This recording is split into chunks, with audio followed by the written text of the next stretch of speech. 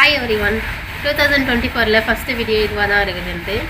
So இந்த video எதுக்காகன்னு பார்த்தீங்கன்னா ஒரு சின்ன ஒரு மோட்டிவேஷனாகவும் இருக்குது.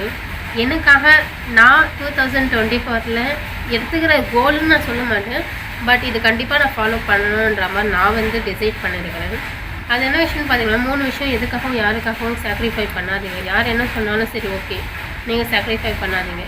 நான் பிடிச்ச முயலுக்கு 3 காலுன்ற மாதிரி நீங்கள் நினச்சது சாதிக்கிற ஒரு விஷயம் தான் 3 விஷயம். இந்த ஃபஸ்ட்டு ஒன் என்னென்னு பார்த்தீங்கன்னா எஜுகேஷன். நீங்கள் என்ன படிக்கணும், எந்த காலேஜில் படிக்கணும், என்ன குரூப் படிக்கணும், நீங்கள் படித்து முடிச்சுட்டு எந்த ஒரு ஜாபுக்கு போகணும், நீங்கள் எப்படி செட்டில்ட் ஆகணும், இது எல்லாமே நீங்கள் டிசைட் பண்ணுங்கள். மற்றவங்களுக்கு தெரியாது உங்களுடைய கேப்பபிலிட்டி என்ன, உங்களுடைய கெப்பாசிட்டி என்னன்னு. எல்லாருமே நம்மளுடைய பேஸ்மெண்ட் மட்டும்தான் பார்ப்பாங்க. நம்ம உள்ளே இருக்கிறது தாட்ஸ், நம்மளுடைய ட்ரீம், இதெல்லாம் யாருக்கும் தெரியாது, சொன்னாலும் புரியாது. ஸோ எதுக்காகவும் யாருக்காகவும் உங்களுடைய எஜுகேஷன் சாக்ரிஃபை பண்ணாதீங்க. முடிஞ்ச வரையும் போராடினாலும் படிக்கணும்.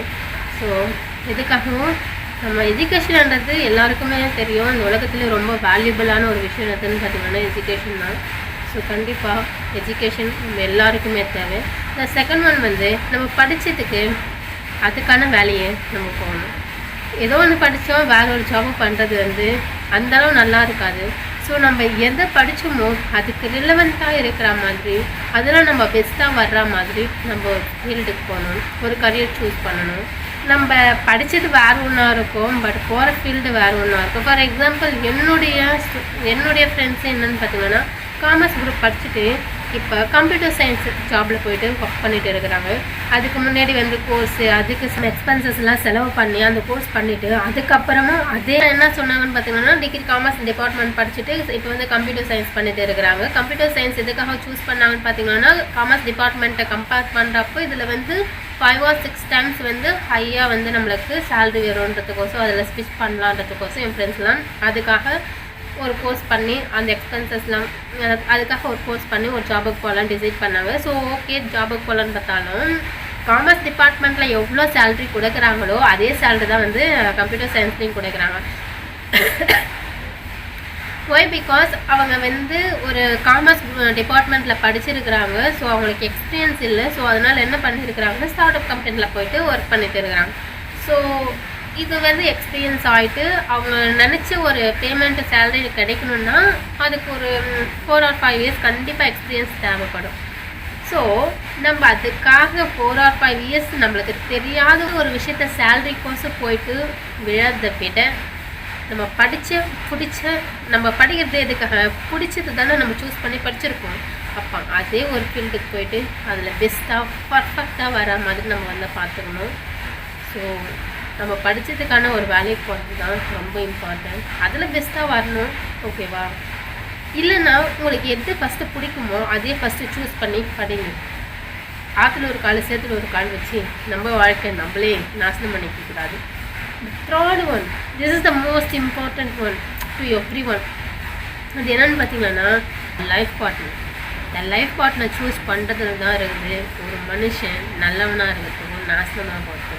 இந்த எஜுகேஷன் ஜாபை விட ரொம்ப ரொம்ப முக்கியமானது இந்த லைஃப் பார்ட்னர் தான். நம்ம எந்த மாதிரி லைஃப் பார்ட்னர் சூஸ் பண்ணுறோமோ அந்த மாதிரி தான் நம்மளுடைய வாழ்க்கை இருக்கும், ஓகேவா?